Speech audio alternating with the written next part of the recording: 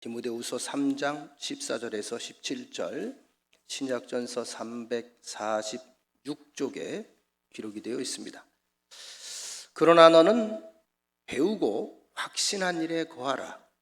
너는 네가 누구에게서 배운 것을 알며 또 어려서부터 성경을 알았나니 성경은 능히 너로 하여금 그리스도 예수 안에 있는 믿음으로 말미암아 구원에 이르는 지혜가 있게 하느니라. 모든 성경은 하나님의 감동으로 된 것으로 교훈과 책망과 바르게 함과 의로 교육하기에 유익하니 이는 하나님의 사람으로 온전하게 하며 모든 선한 일을 행할 능력을 갖추게 하려 함이라. 아멘. 주님의 이름으로 여러분들을 축복합니다. 아마 명절이 좀 이번에 연휴가 좀 길죠? 그러니까 좋죠?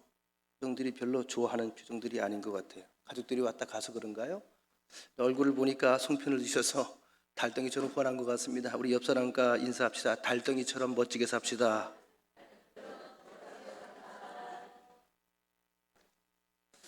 자, 지금 인사하시는 표정들을 보니 아무리 봐도 달덩이 같지는 않은가 봐요. 그래서 다시 한번 인사합니다. 하나님께서 더 좋은 날 준비해 놓고 계십니다.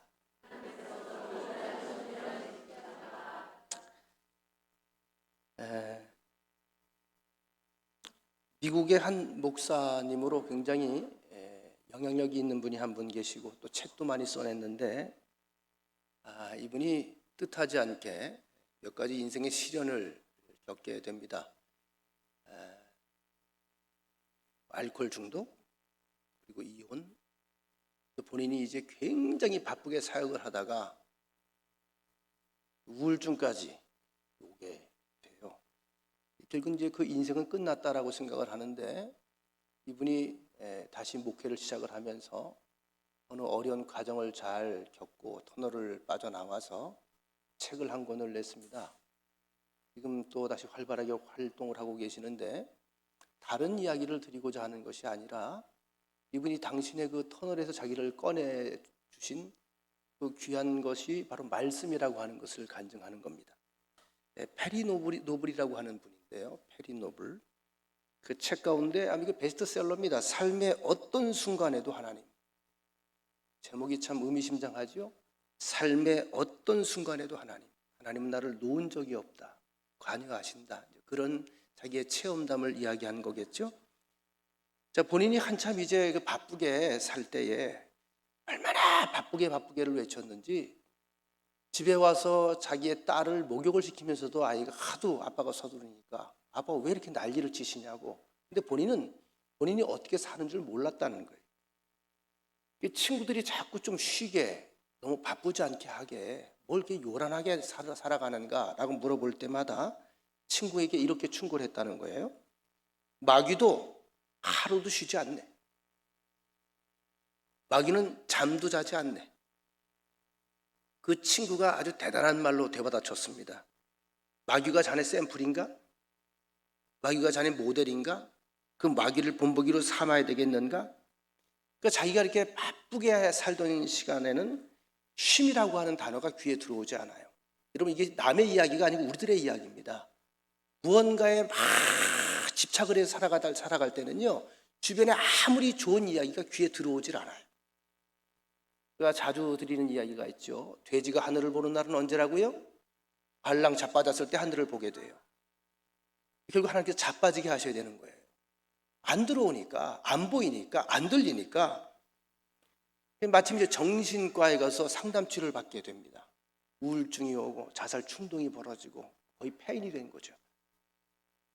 이 쉼에 대한 단어 때문에 씨름을 할 때에 상담 치료사가 이렇게 말을 했대요. 자꾸 성경 이야기를 하니까 목사가, 성경은 일하지 않는 사람을 게으르다고 하지만 쉬지 않는 사람에 대해서는 불순종이라고 가르쳐 줍니다.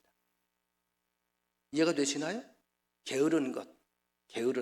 일하지 않는 사람은 게으른 거예요. 일하지 말라는 얘기가 아니라 쉼이 없이 일하는 것은 뭐예요? 하나님의 말씀에 불순종하는 것이다. 우리가 정말 이 시대에 빛과 소금의 사명을 감당하고 그래도 우리가 머물러 있던 인생길에서 아름다운 예수의 향기가 잠시라도 남아 있길 원한다면 그러기 위해서 필수적인 것이 있습니다. 아무리 계획을 세우고 열심을 가지고 그렇게 헌신한다 해도 하나님 말씀과 내가 지금 같은 길에 서 있는가를 확인해야 된다는 겁니다. 하나님의 뜻과 하나님의 마음과 하나님의 말씀과 만약에 반하는 길을 가고 있다면 그것은 전혀 하나님과 상관없는 인생이 되고 만다는 거예요. 우리 믿음의 사람들이 주어진 시간에 최선을 다하고 후회하지 않는 삶을 살기 위해서는 제일 먼저 체크해야 될 것이 있습니다. 나를 한번 따라해 보시기 바랍니다. 나를 향하신 하나님의 마음, 아버지의 마음입니다. 아버지의 마음. 나를 향한 하나님의 마음은 어떤 마음일까? 내가 어떤 길을 가길 원할까? 어떻게 살아주길 원할까?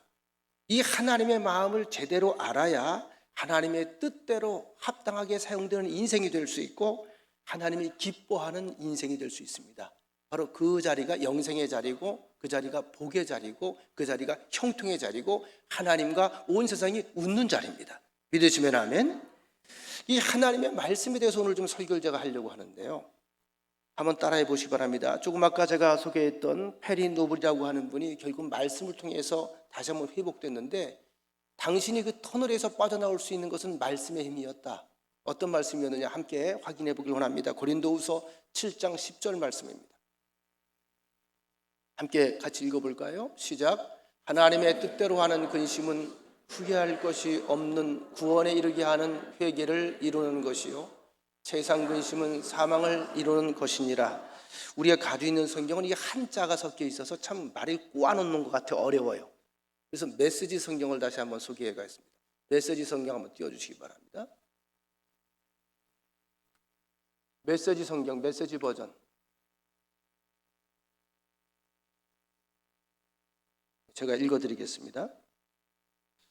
우리를 하나님께로 이끄는 근심은 그런 일을 합니다. 우리의 방향을 바꾸게 하고 우리를 구원의 길로 되돌아가게 합니다. 그런 아픔에는 결코 후회하는 일이 없습니다. 그러나 근심으로 인해 하나님으로부터 멀어지는 사람은 후회만 하다가 결국은 죽음에 이르게 됩니다. 다시 한번 읽어드릴까요? 우리를 하나님께로 이끄는 근심은 그런 일을 합니다. 근심도 여러 가지가 있어요. 근데 나를 하나님께 이끄는 근심이 있어요. 하나님께 이끄는 아픔이 있어요. 하나님을 바라보게 하는 고난이 있다는 거죠. 그런 근심과 그런 고난, 그런 아픔은 우리를 방향을 바꾸게 하고 결국 구원의 길로 되돌아가게 합니다. 그런 아픔에는 결코 후회하는 일이 없습니다. 그러나 근심으로 인해 하나님으로부터 멀어지는 사람은 후회만 하다가 결국 죽음에 이르게 됩니다. 무슨 이야기죠? 우리의 살아가다 보면 인생사가 내가 원하는 대로 되지 않잖아요. 이번에 아마 강사님이 그런 이야기를 한 것 같아요. 성 어거스틴의 이야기를 하면서 우리 인간의 시간이라고 하는 영역은 세 가지로 분류할 수 있습니다. 하나는 미래입니다. 미래. 아직 오지 않았죠? 지금 내가 현재 살고 있는 현재입니다. 그리고 지나간 것을 뭐라고 그러죠? 과거라고 그럽니다. 자, 이 영역 안에서 우리가 살아가요. 계속 우리는 미래를 향해 달려가고 있고 미래는 어느 순간 현재가 되고 현재는 조금 있다가 바로 과거가 됩니다. 조금 전에 사건은 여러분 다 과거입니다. 뒤에 들어오는 그 일도 과거입니다. 지금 이 시간만 현재입니다. 이것을 성 어거스틴은 이렇게 우리에게 해석을 해주어요. 미래라고 하는 것은 우리에게 기대와 희망으로 다가온다. 그런 형태로 다가온다. 그럼 기대감 가지고 내일 또 살잖아요. 기대감을 가지고 연휴를 맞았죠? 추석 때가 되면 우리는 마음이 들뜨잖아요. 가족들을 만날 생각, 그죠? 친구들 만날 생각에 어떻게 현재가 됐죠? 과거가 됐습니다. 현재는 뭡니까? 눈으로 보는 것만 현재예요. 여러분 앞에 서 있는 것만 현재예요. 그래서 눈으로 직관, 이걸 직관이라고 해석을 합니다. 자, 이게 잠시 뒤에 1분, 2분, 30초 중에 뒤에는 바로 과거로 가버립니다. 무엇만 남을까요? 기억만 남는 거예요. 자, 이것은 누가 주신 영역일까요? 하나님이 주신 영역이죠. 자, 이 영역을 하나님은 어떻게 우리에게 살기를 원하실까요?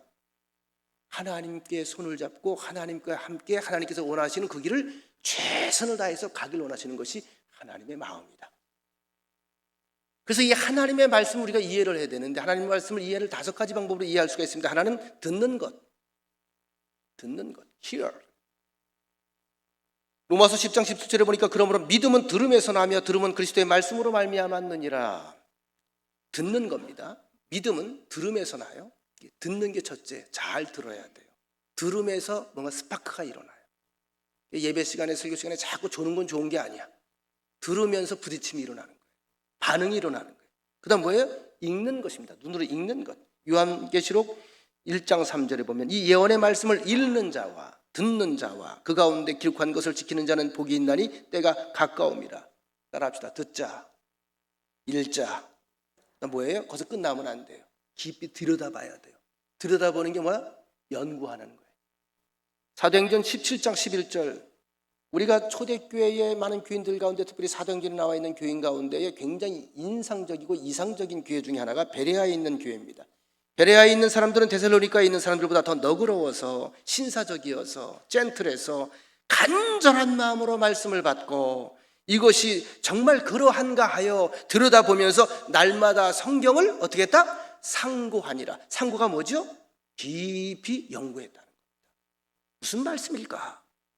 제가 여러분들에게 성경을 여러 가지 버전으로 말씀을 드리지요. 우리 일반적인 우리 성경을 읽어드리고 표준어 성경을 읽어드리고 그리고 메시지 성경을 읽어드리는 이유 중에 하나가 뭐냐 하면 말씀을 빨리 이해하도록 더 깊은 세계로 들어가도록 안내하기 위해서입니다. 연구하는 것, 듣는 것, 읽는 것, 그리고 머리로 연구하는 것. 그 다음 뭐예요?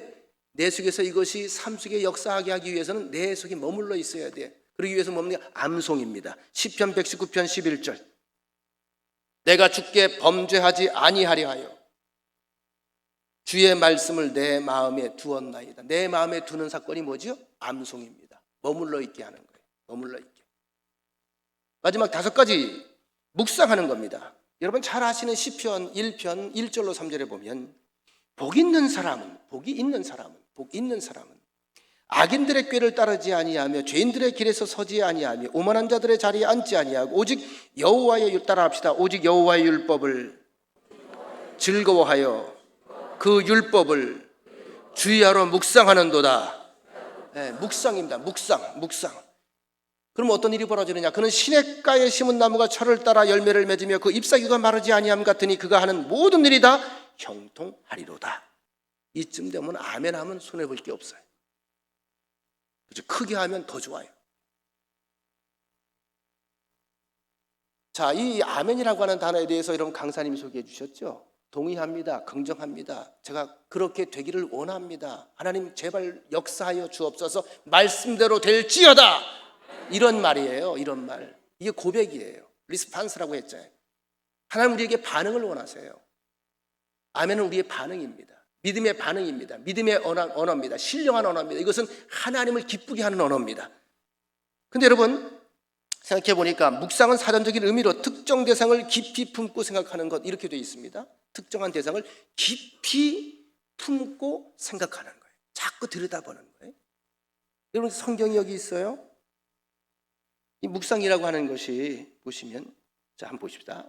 첫 번째 하나님의 말씀은 첫째 어떻게 하다? 듣자. 자, 이걸 들어요. 잡혀 안 잡혀? 그 다음 뭘 하고요? 두 번째가 읽자. 잡혀 안 잡혀? 잡혀요. 근데 어떻게 힘이 있겠어 없겠어? 힘이 있어요 없어요? 있어요? 없어요. 두 손가락이 뭔 힘이 있어요? 뺏으면 뺏기지. 그죠? 세 번째 뭐라고요? 연구하라. 또한 그 다음에 뭐죠? 암송하라. 마지막 뭐죠? 묵상하라. 이 묵상의 단계를 거쳐서 가슴에 갖다 대야 안전한 내 삶의 무기가 되는 거예요. 하나님의 말씀을 이렇게 다루라고 하는 이야기를 제가 알려드리는 거예요. 매일 듣기만 해서는 안 돼요. 그냥 듣고 잊어버리잖아요. 집에 가 또 읽어야죠. 오늘 성경 속회 시간에 30장 읽어야지, 숙제니까. 그렇게 읽어가지고는 안 된다는 거예요. 읽고 난 뒤에 뭘 하라? 들여다봐라. 말씀의 의미를 한번 깊이 내 삶에 대비하면서 자꾸 어떤 말씀을 하시는 걸까? 무슨 의미일까? 그걸 들여다보라는 거예요. 그 다음 뭐예요? 거기에 힘이 되는 말씀이 있으면 그 말씀을 암송해요. 내 가슴 속에 집어넣어요. 그 다음 어떡하라? 묵상은 뭡니까? 그 말씀을 끌어안고 현장에 적용하는 겁니다. 깊이 하나님의 음성을 기다리며 하나님의 때를 기다리며. 그래서 이 묵상의 단계라고 하는 것은 뭐냐면, 여러분 마치 묵상 다음에 하나님의 역사가 일어나는데, 여러분 그런 거 있죠. 이제 한 남자와 한 여자가 사랑을 합니다. 그리고 한 가정을 이룹니다. 원했던 아이가 생겼어요. 자, 아이가 생긴 징조가 있어요. 이 말씀이 내 안에 들어온 거예요. 그럼 금방 이거 튀어나가요? 아니면 기다려야 돼요? 얼마나 기다려야 되죠? 우리가 아는 대로 10개월을 기다려야 돼요. 이 아이가 3개월 안에 나오면 될까 안 될까? 5개월 안에 나오면 될까 안 될까? 6개월은 안 돼요. 안 돼요. 안 돼요. 왜? 나오면 큰일 나요. 근데 사람은 참 묘하죠. 빨리 튀어나오기만 바라는 거죠. 그래서 뭐가 필요하다? 묵상이라는 겁니다. 묵상은 계속 이 가능성을 확신하고 기대감 속에서 하나님의 때를 기다리는 그런 힘과 능력을 우리에게 더해줍니다. 우리가 분명하게 알아야 될 것이 있어요. 여러분, 하나님의 말씀이 우리 삶에서 현실화되게 역사하게 하기 위해서 오늘 본문의 17절 말씀에 이 성경을 이렇게 말합니다. 이는 하나님의 사람으로 온전하게 하며, 하나님 말씀을 말하는 거죠. 하나님의 사람으로 온전하게 하며 모든 선한 일을 행할 능력을 갖추게 하려 함이라. 여러분, 교회의 제일 큰 장점이 뭘까요? 세상에서 친구들 만날 땐 잠시 잊어버리고 살 때가 많아요. 그죠? 직장 생활할 때도 잊고 살 때가 많아요. 근데 교회 오면 저절로 하나님 생각하게 되죠. 하나님의 뜻을 묻게 되죠. 다시 하나님의 말씀 앞에서 내 삶을 되돌아보게 되죠. 그래서 하나님 생각에 관심을 가질 수 있게 하는 게 교회입니다. 제가 이 목회를 하면서 때로는 절망감이 있을 때가 종종 있겠죠. 왜냐하면 사람들이 잘 변할까 안 변할까? 안 변해. 예배 드릴 땐 다 천사 같아. 요대로 올라가도 그대로 천국으로 올인할 것 같아. 근데 내일 보면 또 달라져.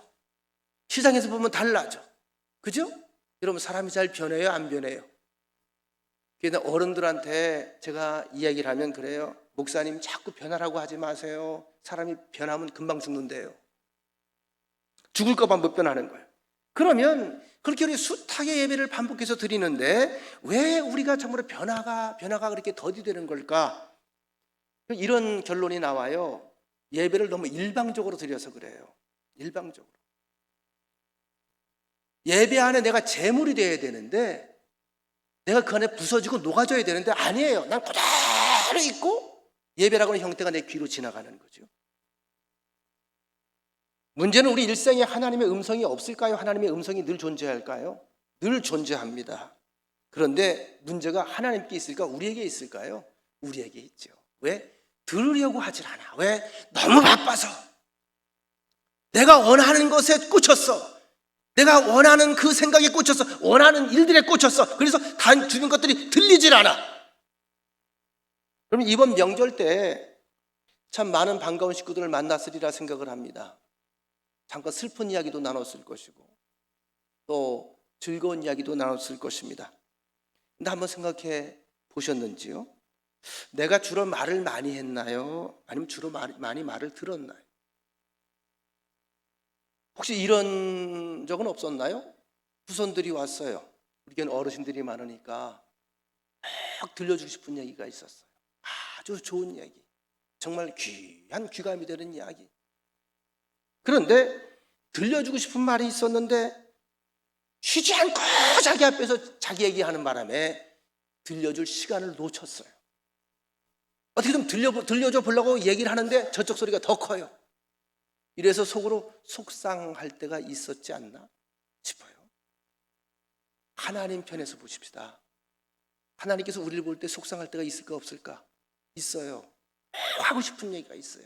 살 길을 알려주고 싶어요. 잘 되는 길을 알려주고 싶어요. 그 다음에 큰 선물도 준비를 했어요. 얘 어디 가면 어디 곳간에 널 위해서 뭐가 준비되어 있단다. 근데 들을 생각을 안 해요. 하나님의 음성이 없는 것이 아니라 하나님의 음성을 구별하지 못하는 것, 바로 이것이 우리들의 문제입니다. 여러분 창세기 12장 1절에 보면 잘 아시는 아브라함의 이야기가 나옵니다. 이렇게 시작이 됩니다. 여호와께서 아브라함에게 이르시되 너는 너의 고향과 친척과 아버지의 집을 떠나 내가 네게 보여줄 땅으로 가라. 따라합시다. 여호와께서 아브라함에게.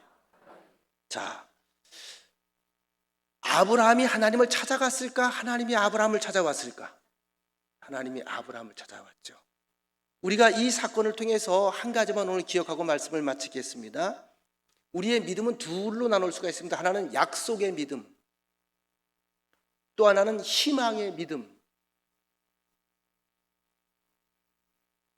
우리가 착각하는 것이 있는데 우리의 희망을 믿음이라고 착각을 해요.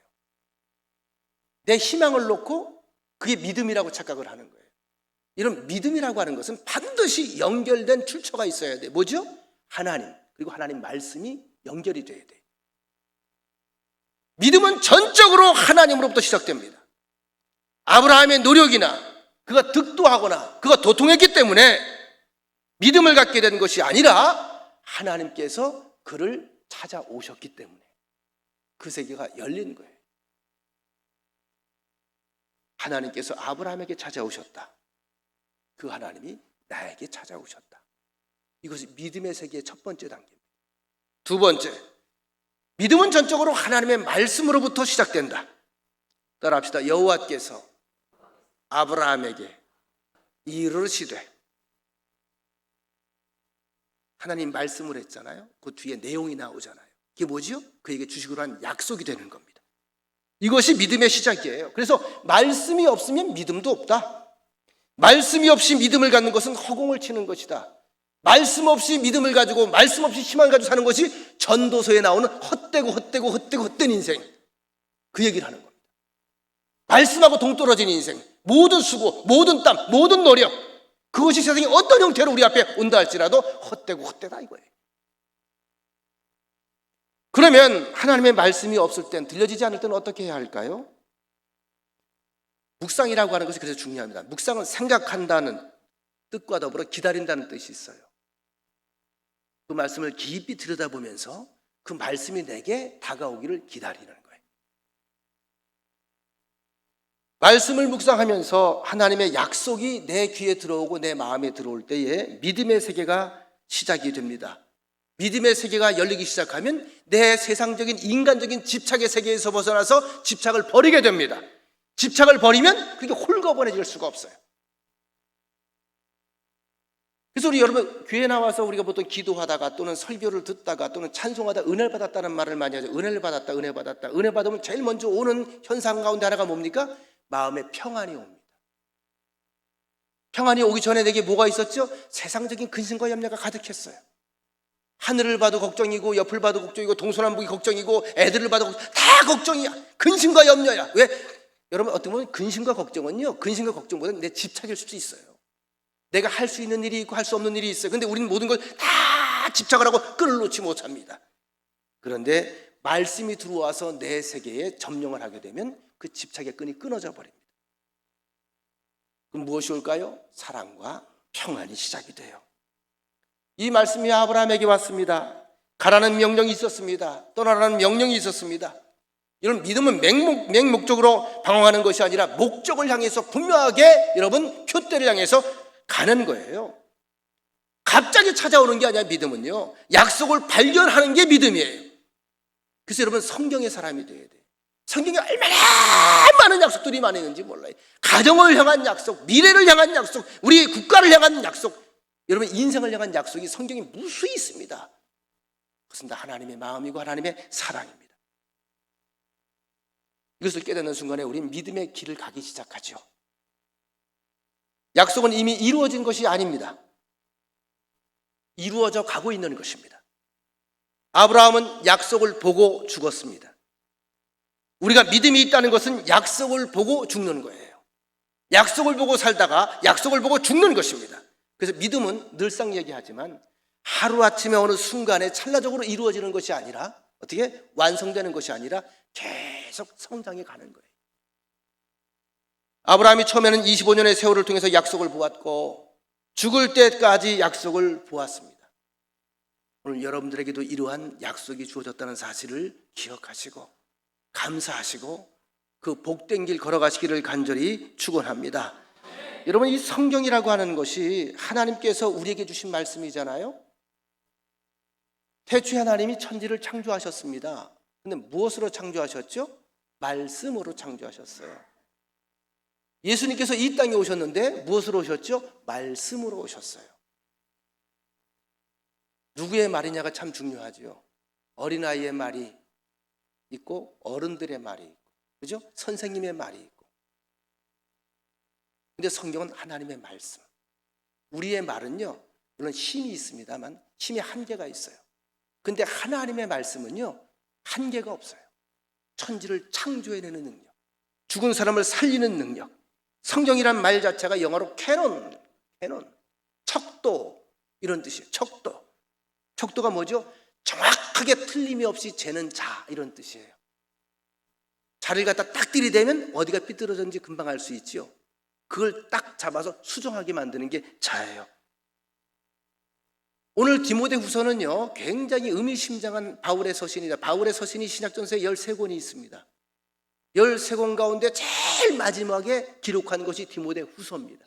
다시 말하면 디모데후서를 남기고 그는 참수형을 당해 죽어요. 여기에서 디모데에게 사도 바울이 남겨주고 싶은 이야기가 있었어요. 성도로서의 삶,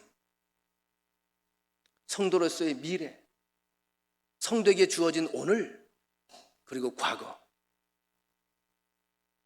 그리고 하나님의 말씀을 그 앞에 갖다 놓습니다. 하나님의 말씀은 하나님의 사람으로 온전하게 한다. 말씀이 나를 살리는 거예요. 말씀이 나를 만드는 거예요. 그래서 우리가 먼저 이 성경을 하나님의 살아계신 말씀으로 인정을 하고 받아들여야 돼요. 성경은 1500년이라는 간격을 두고 기록이 됐습니다. 1500년 동안 기록된 거예요. 창세기로부터 요한계시록까지. 한 사람이 쓴 게 아니죠. 거긴 선지자, 예언자들이 40명이 각자 시대에 계시를 받아서 기록해 놓은 책입니다. 그 창세기부터 요한계시록까지 66권의 성경이 있는데 1500년 동안 써졌다고 그랬죠. 창조에서 종말에 이르기까지 완벽하게 일관성을 가지고 있고 그 내용이 강같이 한 줄기를 이루면서 흩어짐 없이 그대로 가고 있어요. 그래서 많은 학문을 연구하고 책을 연구하고 역사를 연구하는 사람들도 성경 앞에만 두면 고개를 갸우뚱, 어떻게 이런 책들이 세상에 남을 수가 있냐 이거죠. 인간으로서는 안 돼. 아무리 짜고 쳐도 안 된다는 거예요. 있을 수 없는 일이라는 거예요. 그래서 오늘 본문에 보면 디모데후서 기자가 이렇게 말합니다. 16절, 모든 성경은 하나님의 감동으로 된 것으로 교훈과 책망과 바르게 함과 의로 교육하기에 유익하니. 다시 말하면 뭐라고 그러는 거예요? 도저히 사람의 상식과 사람의 생각으로는 이해될 수 없는 것들, 바로 이것이 우리를 온전히 만들어간다는 고백을 할 수밖에 없는 것입니다. 몇 가지 간증만 제가 드릴게요. 성경이 하나님의 말씀인 것을 인정할 때에, 받아들일 때에 성경은 우리의 삶 속에서 역사하기 시작하고 일하기 시작합니다. 우리 교인들하고는 제가 가지 않았습니다. 과거에 있던 교회에서는 저 인천에 성지순례겸해서 교인들하고 같이 주안 감리교회를 방문한 적이 있습니다. 주안 감리교회 가면 거기 성서박물관이 있어요. 성서박물관. 예전부터 수집해가지고 예부터 있던 성경책을 박물해 전시해 놓은 곳이죠. 근데 그 많은 성경 가운데 한쪽 편에는 그 교회 교인들이 기록한 필사한 그런 성경책을 거기에 같이 전시해 놨습니다. 근데 재미있는 것은 그 필사에서 성경책을 손수 창세기부터 요한계시록까지 다 쓴 거잖아요. 손수. 그 성경책 속에는 쓴 사람들의 사연이 다 들어있어요. 쓴 사람들의. 어떤 한 사람의 이야기를 소개를 하려고 그래요. 인천 지역에 사는 한 경찰이 죽음을 앞두고 말하면 이제 시한부 인생 선고를 받은 거죠. 오늘 암이라는 선고를 받고 이제 시한부 인생을 살게 됐는데, 그때 그분이 이제 생각한 것은 내가 죽기 전에 뭘 이 땅에 남길 수 있을까? 아무리 이것저것 생각을 해봐도 정말 자녀들을 위해 남길 수 있는 가장 귀한 보물 가운데 보물은 성경밖에 없더래요. 근데 성경을 쉽게 살 수가 있잖아요. 산 거 말고 아버지가 직접 써준 거. 그래서 어차피 본인은 이제 죽는 걸 알죠. 죽음의 날이 다가오잖아. 자꾸 다가오잖아. 시한부가 딱 정해져 있잖아요. 그래서 성경을 쓰기 시작을 합니다. 그렇게 성경을 한참을 쓰다가 이 사람 생각에는 내가 하나님 나라 가도 쓰다가 성경을 보며 성경을 쓰다가 쓰니 하나님께서 기뻐하시겠지. 죽음을 각오하고 쓴 거예요. 근데 한참을 쓰다가 이 생각이 드는 거예요. 나 죽었어야 되는데, 나 3개월이라고 그랬는데, 나 죽었어야 되는데, 쓰다 보니까 1년이 됐어. 이상하네. 왜 안 죽지? 이거 뭐 싫어하니까. 그래서 병원에 가봤대. 그랬더니 암이 치료가 됐어요. 바로 그 성경이 거기 진열이 돼 있고 그분이 두 번째 성경을 쓰고 있다는 이야기를 들었습니다. 그 자녀들은 그 성경을 보고 아버지를 보는 거예요. 이게 말씀의 힘이라는 거. 그런가 하면 여러분 60년대 초에 우리나라의 유명한 살인마로 알려졌던, 우리 어르신들은 들어보셨을 거예요. 고재붕이라고. 고재붕. 그분의 일화입니다. 군대에서 대대장 당번병으로 일했어요. 요즘엔 이 당번병이 없어졌는데 우리 군 생활할 때만 해도 이 당번병은 뭐냐면 연대 사단장도 당번병이 있었고 대대장, 연대장, 지휘관들은 당번병을 둬요. 이 당번병은요, 집안의 가사 일을 주로 돕는 사람들이에요. 군화 닦아드리고 집안 청소해주고 빨래도 하고. 사실 그런 일이 없어야 되는데 그런 일들이 옛날엔 있었어요. 근데 어쨌거나 제일 착하고 만만한 애들 데려다가 그 특별한 백이야. 세상 곁에 있으니까 사식도 먹을 수 있고. 당번병으로 있다가 어느 날 자기 여자친구가 면회를 왔어요. 면회를 왔는데 본인 나름대로 좀 자랑을 좀 하고 싶었겠죠. 대대장 군화를 싹 닦아가지고 자기가 탁 그 군화를 신고 나갔어. 들켰을까 안 들켰을까? 들켰어. 여러분, 이거 죽일 일이야 살릴 일이야? 죽일 일이야? 살릴 일이야? 대대장이 그냥 아이 녀석 그렇게 하고 싶었어? 나도 그럴 것 같아. 잘했어. 이 대대장이 깐깐한 사람이야. 얘를 이 일로 감옥에 보낸 거예요. 감방에 갑니다. 충격적인 일을 겪으면서 이 아이는 그 속에서 일을 갈아요. 나가면 죽여버려요. 그가 감옥에서 나오던 날 담을 넘어가서, 그 관사가 있으니까 대대장 관사가 있으니까 무조건 들어가서 보이는 사람을 다 죽여버렸어요. 대대장 가족을 다 도끼로 찍어 죽였어요. 근데 더 놀라운 사건은 그가 죽인 대대장 가족은 그 대대장 가족이 아니야. 그 대대장은 딴 데로 전출 갔고 새로운 후임 대대장이 들어왔다가 다 죽은 거야. 그 당시에 이 나라를 떠들썩하게 했어요. 도저히 용서받을 수 없는 잔악하고 짐승 것 같은 그런 취급을 받았던 사람입니다. 그 속에는 분노와 억울함과 복수심, 살인, 질투밖에 없었습니다. 그런데 그가 어느 날 사형 선고를 받고 사형을 기다리고 있던 그에게 복음이 전해집니다. 하나님의 말씀인 성경이 들려진 겁니다. 사형을 기다리던 그가 하나님의 말씀에 감동이 돼요. 말씀이 그의 마음을 파고 들어가기 시작해요. 잘못을 뉘우치고 회개하고 용서를 빌면서 죽음을 맞이하게 되며 그는 웃으며 찬양하며 하나님을 향하여서 두 팔을 벌려 하늘을 향해 웃었다고 해요. 다시 말하면 그는 이제 죽은 것이 아니라 새로운 삶을 살게 된 것이죠. 이것이 복음의 힘이고 이것이 말씀의 힘입니다. 여러분, 말씀은 계속 우리에게 꿈틀거립니다. 말씀은 계속 일하고 있습니다. 중요한 건 내가 관심이 없다는 거예요. 강단에서 목사가 하나님 말씀을 선포하는 한 그것은 이수일의 소리가 아니라 하나님의 말씀으로 들려지게 되기를 간절히 축원합니다. 저도 목회하면서 많은 경험들을 해요. 성가대 지휘하다가도 성가대원 가운데 병자가 치유되는 걸 숱하게 제가 많이 봤어요. 연습 시간에 일이 벌어져요. 기도하다 일이 벌어져요. 하나님의 찬양에 대해서 가사를 해석하다가 그 일이 벌어져요. 근데 여러분, 10명이 아프다고 10명이 다 낫는 게 아니에요. 낫는 사람들이 따로 있어요. 누가 나을까요? 그것을 믿음으로 받아들이는 사람에게 스파크가 일어나기 시작한다는 거죠. 여러분, 성경 이야기를 해볼까요? 아이를 낳을 수가 없어서 학대를 받으면서 속상해하던 한나가 자기의 서러움과 아픔을 가지고 성전에 가서 혼자 중얼중얼 마치 남들이 보면 술 취한 여인처럼 중얼중얼 입 밖에 크게도 못하고 흐느끼다가 아버지, 흐느끼다가 아버지, 이걸 보고 영적으로 앞이 캄캄했고 나이 많고 초라한 엘리 제사장이 야단을 칩니다.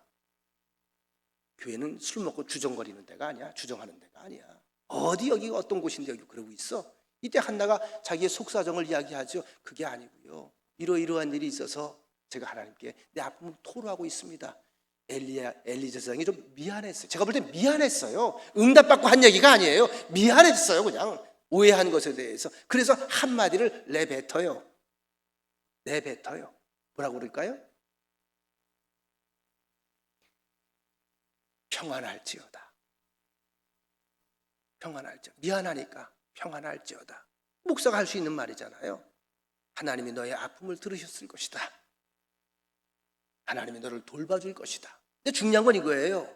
엘리는 힘없이 한마디 내뱉었는데 이걸 하나님의 말씀으로 한나가 받아 먹은 겁니다. 아멘! 성경에 보세요. 그 다음에 집에 가서 수심이 있었다 없었다? 맡기는 거죠. 믿음은 맡기는 겁니다. 하나님의 말씀이 들려진 순간에 그 말씀 앞에 나를 맡기는 겁니다. 늘 맡겼어요. 음식을 먹는데 얼굴에 수심이 없었더라. 그냥 받아들인 거예요. 이렇게 되든 저렇게 되든 하나님 말씀이 내게 임했으니까 어떻게 해요? 내 미래를 하나님께 맡긴 거예요. 잘 아시죠? 그 말씀이 역사했어요? 안 했어요? 했죠? 그 말씀이 역사해서 드디어 사무엘이 등장을 하고 그 아들 사무엘은 그냥 평범한 아들 사무엘이 아니라 그 시대의 영적 흐름을 완전히 바꿔버리는 그런 위대한 그러한 아들이 약속의 아들로 태어났다는 사실. 여러분, 교회의 소망은 이 땅의 소망이 되는 게 교회의 소망입니다. 이것이 주님께서 이 땅에 오신 목적입니다. 우리를 부르신 목적입니다. 그리고 그 소망을 이루는 사람들은 하나님의 말씀으로 훈련된 사람들이에요. 그래서 우리가 말씀을 가지고 훈련을 해야 되는 거예요. 이번에 지방연합성회 할 때 이현식 목사님이 진광교회에서 이제 오셔서 말씀을 전하는데 저는 일정상 월화가 없었기 때문에 제가 화요일날 저녁부터 제가 계속해서 말씀을 들었는데 우리 교회 꼭 한번 모시려고 그래요. 아주 성경을 체계적으로. 저는 그런 설교가 좋더라고요. 성경을 다 그대로 성경에 있는 말씀을 그대로 퍼올려서 그대로 우리에게 던져주는 거예요. 군더더기가 없어요. 그러면 어떤 일이 벌어지는 줄 아세요? 그 말씀 자체가 역사를 해요. 말씀이 힘이 되는 거예요.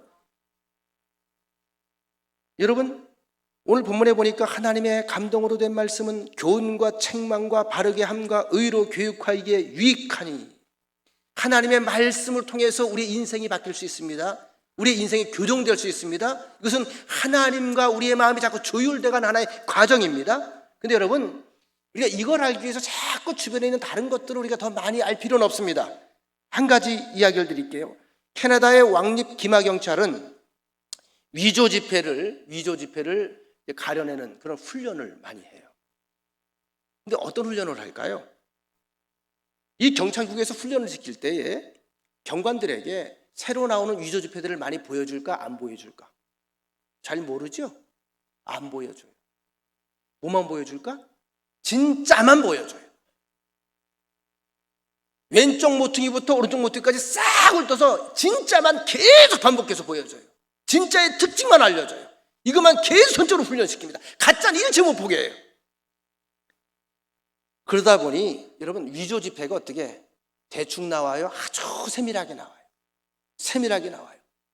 자, 여러분, 가짜를 보면서 분별할 수 있을까?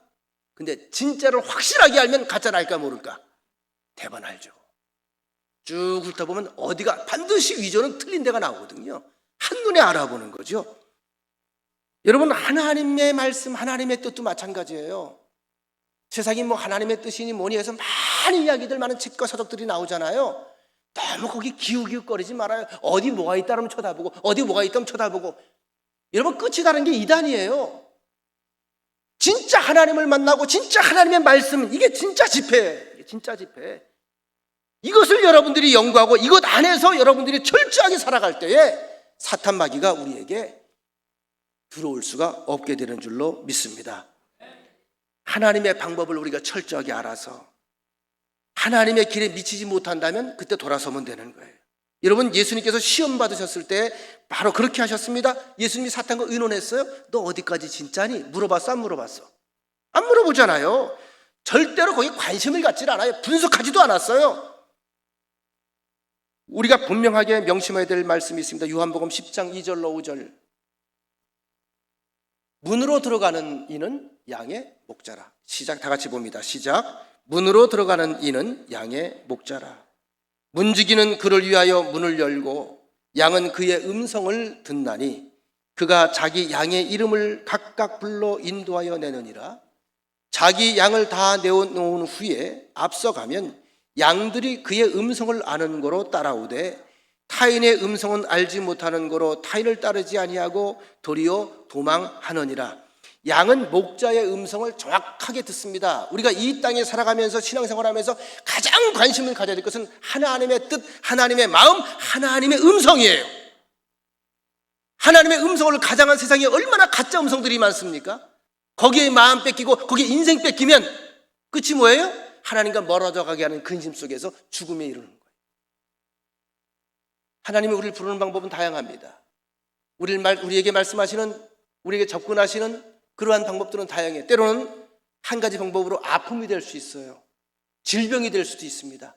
이때마다 우리는 그 아픔과 근심과 여러분 그 염려를 가지고 하나님과 원망하며 멀어지는 인생이 아니라 그걸 통해서 오히려 하나님을 바라보고 하나님의 음성에 귀를 기울이는 복된 시간 되시기를 간절히 축원합니다. 주변이 시끄러울 때도 있죠. 근데 들으려고 하면 그 음성은 들리게 되어 있습니다. 문제는 그분이 나의 목자냐 하는 거. 제가 몇 번 간증했죠. 제가 예전에 대학교 신학 시절에 그 매년 12월 달이 되면 핸델의 메시아를 이제 합창을 이제 공연을 했어요.